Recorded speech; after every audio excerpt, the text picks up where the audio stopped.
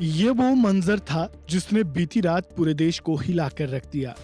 देश की राजधानी दिल्ली की नई दिल्ली रेलवे स्टेशन पर अव्यवस्था का यमराज कई जानों को निगल गया। नई दिल्ली रेलवे स्टेशन पर भगदड़ की वजह से 18 लोगों की जानें चली गई। कई घायल हुए। घायलों का इलाज तो चल रहा है, लेकिन बड़ा सवाल यही उठ रहा है कि लोगों की मौत किस वजह से हुई। अब उस सवाल का जवाब भी मिल गया है, क्योंकि जिनकी जानें चली गई उनका आज सुबह तक ही पोस्टमार्टम कर दिया गया था। पोस्टमार्टम की रिपोर्ट अब सामने आ चुकी है, जो चीख चीख कर ये बता रही है कि भगदड़ में लोगों की जानें किस वजह से गईं। सीधे तौर पर तो यही समझा जाता है कि भीड़ से कुचलकर लोगों की जानें चली गई होंगी, लेकिन पोस्टमार्टम रिपोर्ट ही प्राण पखेरु उड़ने की सही वजह बता पाती है।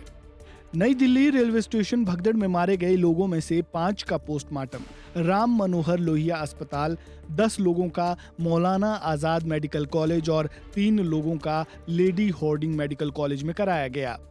पोस्टमार्टम होने के बाद मृतकों के परिजनों को शव सौंप दिए गए।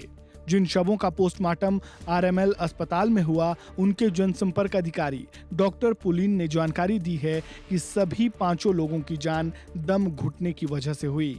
उन्होंने ये भी कहा कि जब भगदड़ हुई होगी तब ये लोग नीचे गिरकर दब गए होंगे, फिर उनके ऊपर और भी लोग गिरे, जिससे उनका दम घुटने लगा और उनकी जान चली गई होगी। डॉक्टर पुलिन ने पोस्टमार्टम रिपोर्ट के आधार पर ये जानकारी दी। वहीं मीडिया रिपोर्ट्स की माने तो मौलाना आजाद मेडिकल कॉलेज और लेडी हार्डिंग मेडिकल कॉलेज से पोस्टमार्टम की जो रिपोर्ट सामने आई है, उनमें भी लोगों की जान जाने की यही वजह बताई गई। वहीं अभी तक मिली मीडिया रिपोर्ट्स के मुताबिक रेलवे की 3 गलतियों ने 18 लोगों की जान ले ली। पहले ये कि शनिवार की रात प्रयागराज जाने वाली 2 ट्रेनों को रद्द कर दिया गया था, जिसकी वजह से लोगों की भीड़ जुटती चली गई। उसके बाद प्रयागराज के लिए स्पेशल ट्रेन चलाने की घोषणा कर दी गई। साथ ही तीसरी वजह ये रही कि ट्रेनों के रद्द होने की वजह से प्लेटफॉर्म नंबर 13 और 14 पर जुटे थे, लेकिन प्रयागराज के लिए स्पेशल ट्रेन का ऐलान किसी और प्लेटफॉर्म पर आने के लिए किया गया था। ऐसे में ट्रेन जल्द पकड़ने की जल्दी में भगदड़ मच गई और ये भयंकर हादसा हो गया। इस खबर में बस इतना ही। बाकी अपडेट्स के लिए जुड़े रहें वन इंडिया हिंदी के साथ। धन्यवाद।